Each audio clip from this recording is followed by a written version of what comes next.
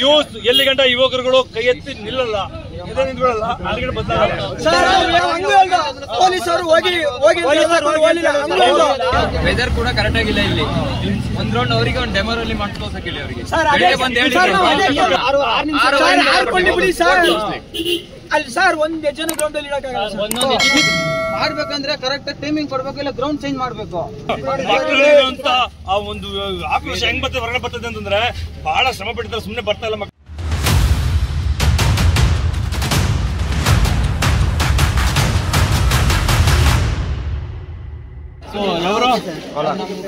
ಕೋಲಾರಿಂದ ಬಂದಿದ್ರ ನೀವು ಮಾಡಿದ್ರ ಮನೆಯಲ್ಲಿ ಪ್ರಾಕ್ಟೀಸ್ ಮಾಡಿ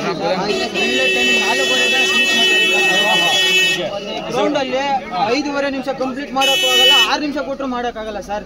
ನಂದು 5 ನಿಮಿಷ 4:45 ಮಾಡ್ತಾ ಇದ್ದೆ ಸರ್. ನಾನು 5 ನಿಮಿಷ 43 ಸೆಕೆಂಡ್ 44 ಸೆಕೆಂಡ್ ಒಳಗಡೆ ಜಂಪ್ ಮಾಡಿದೆ, ಅದಕ್ಕೂ ಕೊಟ್ಟಿಲ್ಲ ಸರ್. ಅವ್ರು ಎತ್ತೆ ಬಂದು ಈಚ್ ಮಿಸ್ ಆಗಿರು ಸರ್.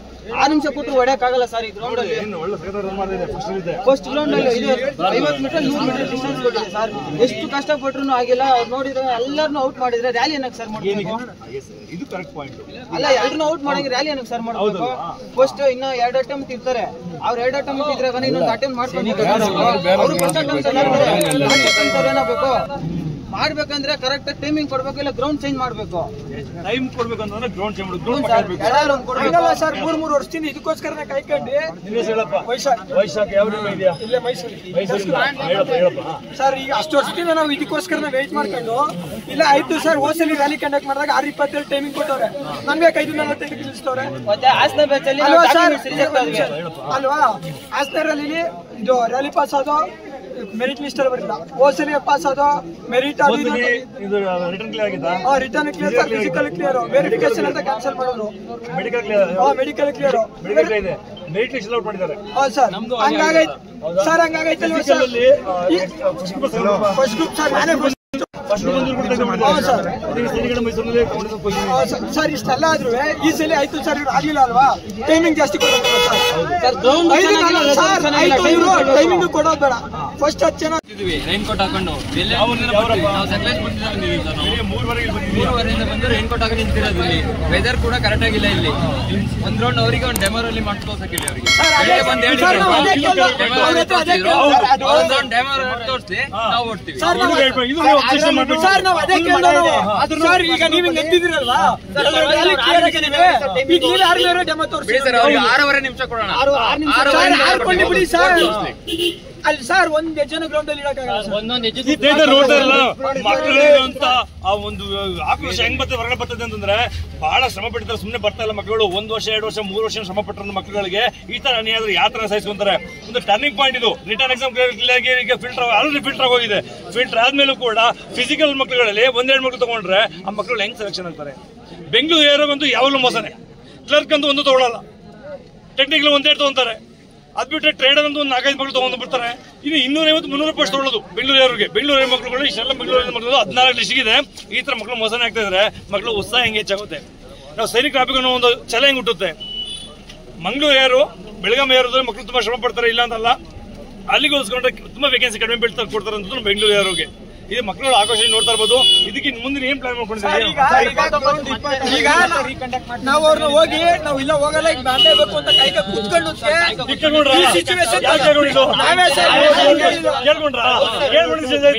ಇಲ್ಲ ಯೂತ್ ಎಲ್ಲಿ ಗಂಟ ಯುವಕರುಗಳು ಕೈ ಎತ್ತಿ ನಿಲ್ಲಲ್ಲ, ನಿಂತ್ಕೊಳ್ಳಲ್ಲ, ಅಲ್ಲಿಗೆ ಸರ್. ನಾವ್ ಏನ್ರ ಈ ಸಲ ಕೇಳ್ಕೊಳ್ಳಿ ಅಂದ್ರೆ ಫಸ್ಟ್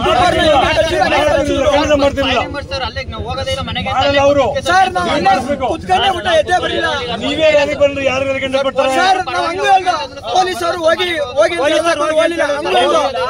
ಈಗ ನಾವು ಓಡಿರೋ ತಪ್ಪಲ್ವಾ? ನಿಮ್ಮ ಹತ್ರ ವಿಡಿಯೋ ಐತಲ್ವಾ? ತಕ್ ನೋಡಿ. ಅವರು ಆರ್ಮಿ ಆಫೀಸರು ಬಂದ್ಬಿಟ್ಟು ನೀವು ಚೆನ್ನಾಗಿ ಓಡ್ತೀರಿ, ಎಲ್ಲ ಸೈಡಲ್ಲಿ ಓಡ್ತಾ ಇಲ್ಲ, ನೀವು ಬರೀ 400 ಕರೆಕ್ಟ್ ಟ್ರ್ಯಾಕ್ ಮಾತ್ರ ಪ್ರಾಕ್ಟೀಸ್ ಮಾಡ್ತೀರಿ ಅಂದ್ರು. ನಾವ್ ಹೇಳ್ದೋ ಸರ್ ಒಂದ್ ಹೆಜ್ಜೆ ಹಿಡಿಯಕೈತಲ್ಲ, ನೀವ್ ಹೇಳ್ದಂಗೆ ಓಡ್ತೀವಿ, ಓಡ್ ತೋರಿಸಿ ಅಂತ. ಹೌದು, ಕರೆಕ್ಟ್ ಪಾಯಿಂಟ್. ನಾವು ಮಾಡ್ತೀವಿ ಮೇಲೆ ಕೊಡ್ಬೇಕು, ಎಲ್ಲರೂ ಕೂಡ ಒಗ್ಗಟ್ಟಾಗಿರ್ಬೇಕು. ಸೈನಿಕರನ್ನ ಎಲ್ಲರ ಒಟ್ಟಿಗೆ ಮಾಡ್ಬೇಕು. ಯಾರ್ದು ನಾಳೆ ರ್ಯಾಲಿ ಇದೆ 28ಗೆ, ಅವರೆಲ್ಲ ನಾಳೆಗೆ ಬರ್ಬೇಕು. ಆದ್ರೆ ಇಲ್ಲಿ ರ್ಯಾಲಿ ಕಂಡಕ್ಟ್ ಮಾಡ್ತಾ ಅದ್ರಲ್ಲಿ ವ್ಯತ್ಯಾಸಗಳು ಆಗ್ತವೆ. ಅಂದ್ರೆ ಇನ್ನೂ ಸ್ವಲ್ಪ ಟೈಮ್ ಜಾಸ್ತಿ ಕೊಡುವಂತ ಚಾನ್ಸಸ್ ಇದೆ. ಮನೋಭಾವ ಇಟ್ಕೊಂಡ್ರೆ ಮತ್ತೆ ಮೊದಲ ಆದ್ಯತೆ ಮಿಡಲ್ ಕ್ಲಾಸ್ ಫ್ಯಾಮಿಲಿ ಮತ್ತು ಪೂರ್ ಫ್ಯಾಮಿಲಿಗೆನೆ ಇದ್ರ ಮೇಲೆ ಆಸಕ್ತಿ ಜಾಸ್ತಿ ಇರುತ್ತೆ. ಹಂಗಾಗ್ಬಿಟ್ಟು ಎಷ್ಟೋ ಕಿಲೋಮೀಟರ್ಸ್ ನೂರಾರು ಕಿಲೋಮೀಟರ್ ದೂರದಿಂದ ಬಂದಿರ್ತಾರೆ. ಇವ್ರು ಎಕ್ಸ್ಟೆನ್ಷನ್ ಹೋದ್ರಿಗೆ ಅವ್ರ ಆರ್ಥಿಕ ಪರಿಸ್ಥಿತಿ ಸರಿಗಿರಲ್ಲ. ಈ 29 ಇದೆ, ಈ ವೆದರ್ ಯಾರಿಗೇನೆ ಹೇಳುತ್ತಾ ಎಲ್ಲ ಕ್ಲಿಯರ್ ಆಗುತ್ತೆ ಅಂತ ಹೇಳ್ತಾ ಸಾಧ್ಯ ಇಲ್ಲ. ಹೀಗಾಗಿ ಸಾಧ್ಯ ಆದಷ್ಟು ಪ್ಲೇಸ್ ಎಕ್ಸ್ಟೆನ್ಷನ್ ಮಾಡೋದೇ ಭಾರಿ ಒಳ್ಳೇದಂತ ನಮ್ಮ ಅನಿಸಿಕೆ.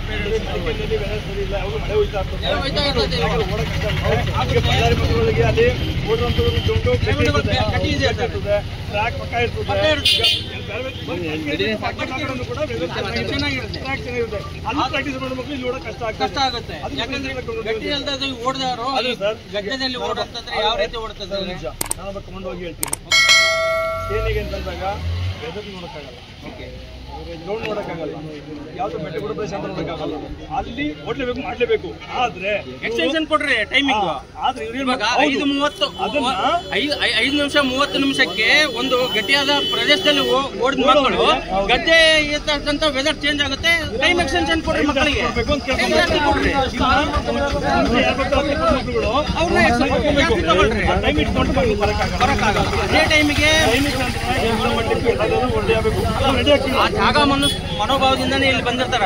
ಅವ್ರು ವೆದರ್ ಚೇಂಜ್ ಆಗೈತೆ ಅಂತ ಹೇಳುದಿಲ್ಲ, ಬಟ್ ಆಗಲ್ಲ. ಇವಾಗ ತಡ್ರಿ, ಫ್ಲಾಟ್ ಆಗಿದ್ದಲ್ಲಿ 5 ನಿಮಿಷ 30 ಸೆಕೆಂಡಿಗೆ ಓಡ್ತಾರೆ. ಬೆಟ್ಟ ಹತ್ತಂದ್ರಿಗಿನ ಅದೇ 1600 ಮೀಟರ್ ಬೆಟ್ಟ ಹತ್ತಕ್ಕಾಗುತ್ತಾ? ಸಾಧ್ಯನೇ ಇಲ್ಲ. ಪೋಷಕರ ಕೇಳ್ಕೊಂತಾರೆ ಇವ್ರ ಬಗ್ಗೆ, ಇವ್ರು ಹೇಳ್ತಾರ ಸಮ್ಮತಿ ಇದೆಯಾ